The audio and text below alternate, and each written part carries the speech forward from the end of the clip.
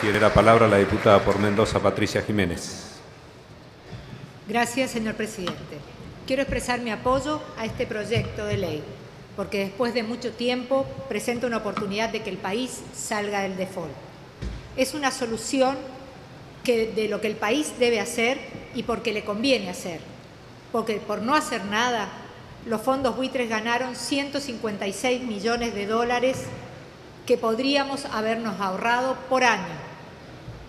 Lo que quedó claro después de las comisiones es que en este proceso Argentina no pudo solucionar antes, ni con mejores condiciones, el problema que se originó por no acordar bien con un porcentaje de acreedores, quienes no entraron a las reestructuraciones y, una vez que entraron en la vía legal, no aceptaron las reglas que Argentina había impuesto en el lugar que Argentina las había impuesto. La verdad es que mucho se ha debatido sobre las acciones del gobierno anterior.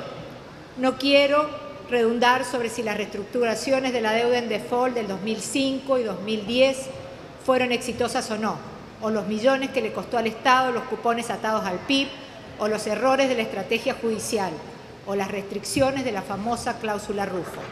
Lo cierto es que la confusión propia de este tipo de operaciones se le agregó la retórica pseudo-ideológica patria buitre, que profundizó aún más la confusión.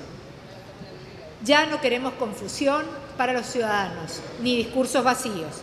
La ciudadanía debe entender con claridad por qué hay que salir del default. Argentina está hoy en cesación de pagos, con una sentencia judicial inapelable en la justicia de los Estados Unidos. El Estado Nacional está declarado en desacato e impedida la patria de operar libremente en los mercados internacionales. Se ha querido embarrar la cancha, una vez más, afirmando que este es el inicio de un nuevo ciclo de endeudamiento desenfrenado que nos va a llevar al año 2001. Pero lo cierto es que desde el 2011 comenzó un nuevo ciclo de endeudamiento. En el ratio deuda-PIB entre el 2011 y 2014 se incrementó casi 10 puntos, pasando de 33% al 43%. Esto se explica por el altísimo incremento en la deuda interna, que hoy representa alrededor del 70% de la deuda total, cuando en el 2004 era del 42%. O sea, le debemos a los argentinos, le debemos a los jubilados. Este es otro reflejo de un déficit fiscal que ha sido financiado principalmente vía el Banco Central, con impuesto inflacionario. Hemos tenido que escuchar a diputados de la oposición escandalizados por el supuesto objetivo oculto del gobierno de financiar gasto corriente, pero ninguna de estas voces se alzaba cuando el despilfarro de los recursos ocurría en la gestión K. Tomo como ejemplo mi provincia, Mendoza, en la cual el exgobernador Francisco Pérez hizo estragos en las finanzas públicas. En los últimos meses de su mandato tuvo que negociar un préstamo de 500 millones de pesos para pagar sueldos, utilizar un descubierto del Banco Nación por 600 millones de pesos para el mismo fin, además de haberse endeudado con esa entidad por más de 2.300 millones de pesos. Según el informe entregado actualmente por la AGN, el endeudamiento dejado por él a la provincia es de cerca de 12.000 millones de pesos. Ante esto, ninguno de los legisladores del Frente para la Victoria por Mendoza alzó una voz en defensa de la provincia. También recordaba cuando el diputado mandato cumplido Enrique Baquié nos ilustraba la ejecución presupuestaria del 2011 e hice el ejercicio para el 2014. ¿Y saben qué? Lo que nos contaba el diputado recién, se gastó el 100% del dinero en el programa Más Escuelas, pero el 40% de las escuelas no se hicieron. Un 70% de las obras de mejoramiento y reposición de rutas no se realizaron, aunque el 100% del dinero se gastó. Esto es solo un ejemplo en infraestructura. ¿Qué pasaría si miráramos con esa minuciosidad los planes sociales y los programas de salud? En resumen, a pesar de los altos niveles de recaudación, gasto y endeudamiento interno récord, hubo obras que no se hicieron, planes que no se ejecutaron, y esto es un error que hay que subsanar. No nos puede volver a pasar. Por eso, la confianza en el equipo económico actual que tenemos es por la franqueza con la que nos habló, porque sabemos lo que van a hacer y como expresa el presidente, este es un problema no resuelto por la gestión anterior que el gobierno actual está solucionando. Atrás quedó el tiempo en el cual aconsejábamos seguir el ejemplo de Mendoza, que en su momento reestructuró y acordó con los holdout. Lamentamos que la Nación haya descartado en su momento seguir la misma estrategia.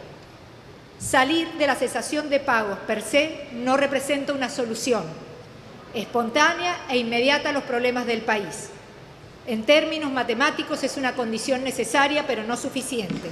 Es un paso necesario porque permitirá destrabar instrumentos que permitirán, mediante inversiones en infraestructura, avanzar sobre los problemas de pobreza, desempleo e inflación que el país sufre.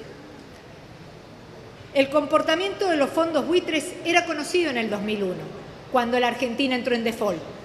Siempre estuvieron ahí, siempre especularon, pero el mundo fue buscando cláusulas para defenderse de ellos.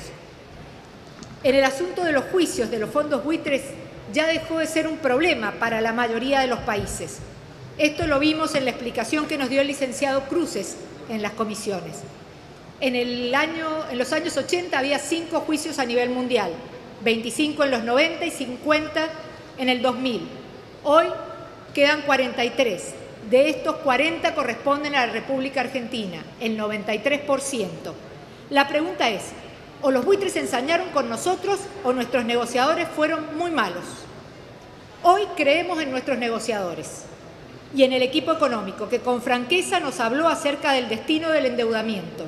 El proyecto del Ejecutivo propone una emisión de bonos que es para cerrar el litigio judicial y permitir que el país pueda operar normalmente en los mercados crediticios internacionales.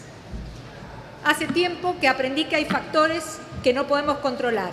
Cuando dejé a mis hijos por primera vez en la escuela, tenía miedo, pero no me podía paralizar, debíamos continuar. Lo que hoy podemos controlar es que tenemos una oportunidad de cerrar un capítulo demasiado largo de la historia argentina, que comenzó con el default del 2001 y que ya dejamos pasar demasiadas oportunidades. Para terminar, qué mejor que recordar las palabras de Moisés Levenson.